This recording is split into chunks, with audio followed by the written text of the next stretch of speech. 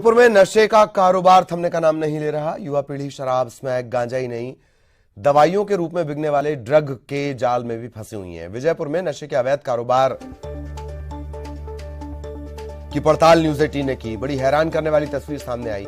नशा बेचने वाले ड्रग कारोबारियों ने अपने घरों के शटर को कटवा रखा है। इसके अंदर से रात के अंधेरे में नशे का कारोबार करते हैं। दिन में मेडिकल स्टोर्स भी बगैर डॉक्टर के पर्चे के बड़े आराम से नशे के तौर पर इस्तेमाल होने वाली दवाइयां बेच रहे हैं।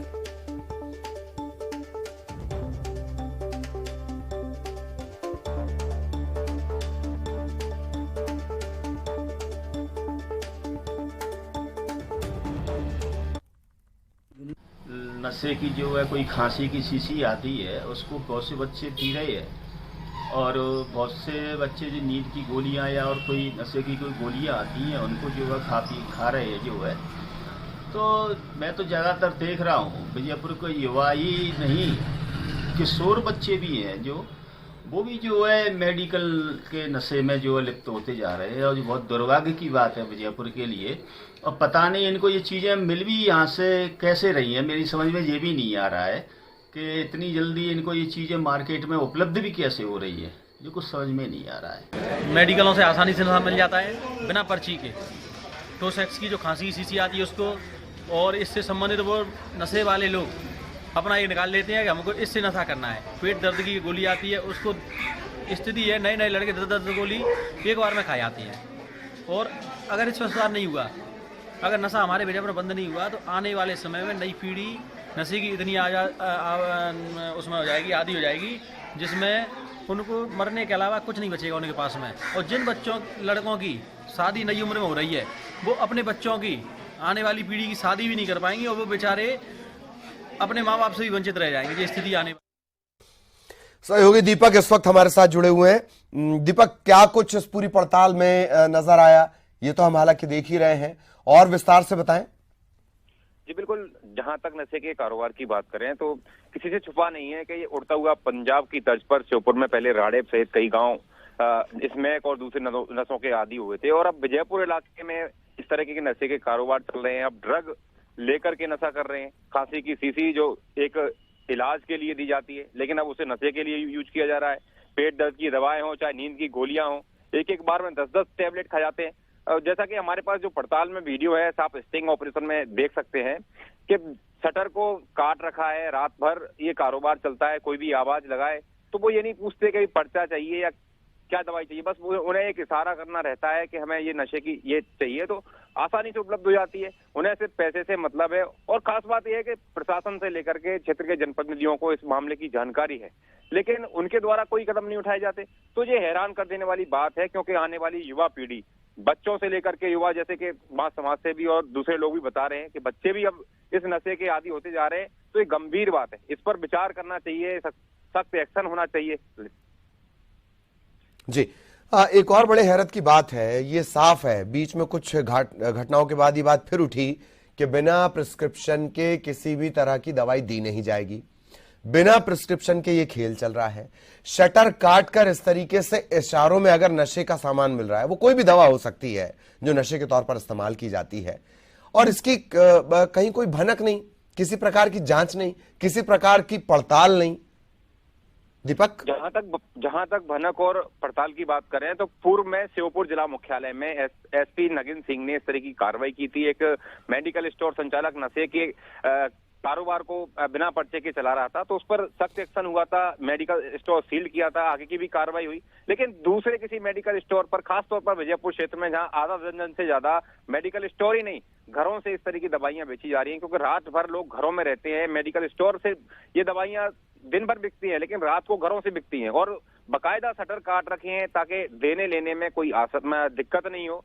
और सभी को पता है, विजयपुर क्षेत्र के ज्यादातर अधिकारियों को इस मामले की जानकारी है। क्षेत्र के जनप्रतिनिधि कई लंबे टाइम से चिल्ला कर कह रहे हैं कि इस तरह का माहौल है, इस तरह से युवा पीढ़ी नशे की आदी होती जा रही है, लेकिन जिम्मेदारों को इसकी सुध नहीं है, क्योंकि उन्हें दूसरे कामों से फुर्सत ही नहीं है। कई अधिकारी तो चैम्बरों से बाहर निकलना पसंद नहीं करते।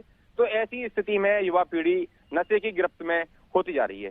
तो ये बड़ी हैरान कर देने वाली बात है, क्योंकि बिना पर्चे के किसी को भी दवा देने के वो नहीं है। नियम अनुसार तो पर्चे पर ही दवाई देनी इन लोगों को रहती है, लेकिन मेडिकल स्टोर संचालकों को पर्चे से कोई लेना देना नहीं है। उन्हें तो सिर्फ पैसे से मतलब है और इसके लिए वो नशे का जो एक तरह से खांसी दूसरी दवाई है इनको बेच रहे हैं। और उन्हें ये भी वो नहीं है कि युवाओं को इसकी लत लग रही है और युवा पीढ़ी बिगड़ रही है, लेकिन उन्हें सिर्फ पैसे से मतलब है। जी धन्यवाद दीपक इस तमाम जानकारी के लिए।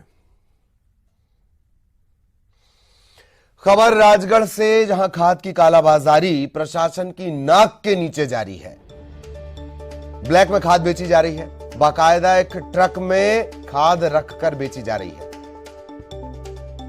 ज्यादा दाम लिए जा रहे हैं, 2 गुने 3 गुने दाम वसूले जा रहे हैं। एक वीडियो वायरल हुआ है जिसमें नजर आता है कि खाद की बोरियां इस तरह से बेची जा रही हैं। सवाल भी पूछा गया, कितने की बोरी, क्यों बेच रहे हो, कैसे बेच रहे हो, कोई जवाब नहीं।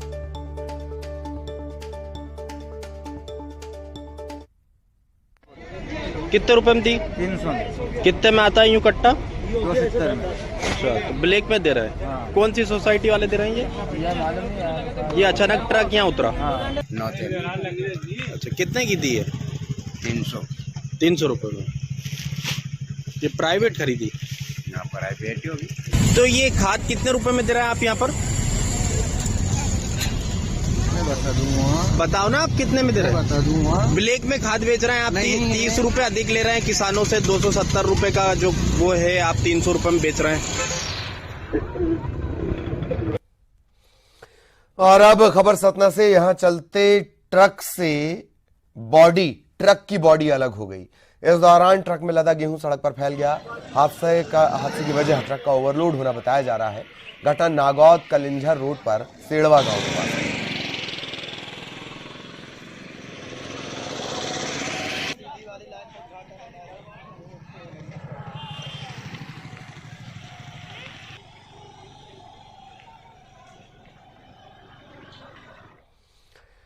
और अब बड़ी खबर जांजगीर चांपा से, धान के अवैध भंडारण पर बड़ी कार्रवाई की गई है। 180 बोरा धान जब्त किया गया है। 1700 बारदाने भी बरामद किए गए हैं। जरवे गांव में प्रशासन ने दबिश दी। नायब तहसीलदार सीता शुक्ला ने ये कार्रवाई की है। धान के अवैध भंडारण पर बड़ी कार्रवाई की गई है। 1700 बारदाने बरामद किए गए, 180 बोरा धान जब्त की गई है। धान के अवैध भंडारण पर यह बड़ी कार्रवाई देखी जा रही है। नायब तहसीलदार हैं सीता शुक्ला, उन्होंने ये कार्रवाई की है।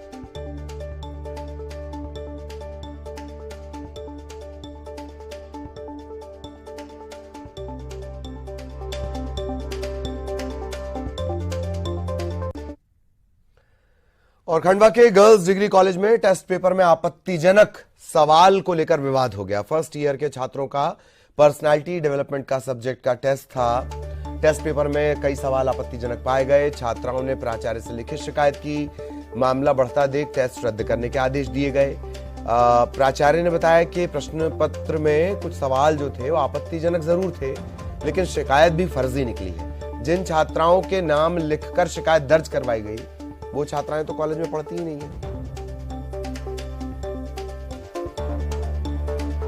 ऐसा भी पता लगा है कुछ प्राध्यापकों के द्वारा कि इसमें ये वो बच्चे है ही नहीं जिन्होंने जो ये विषय पढ़ते हैं। तो मैं अब इसकी जांच करवा रहा हूं, क्योंकि जांच के बाद ही सही स्थिति पता लगेगी। लेकिन प्राध्यापकों ने मुझे प्रामाणिक रूप से बता दिया है कि ये फर्जी शिकायत किसी दुर्भावनावश या गलत उद्देश्य से कराई गई है। तो इसकी मैं जांच करा रहा हूं। मुख्यमंत्री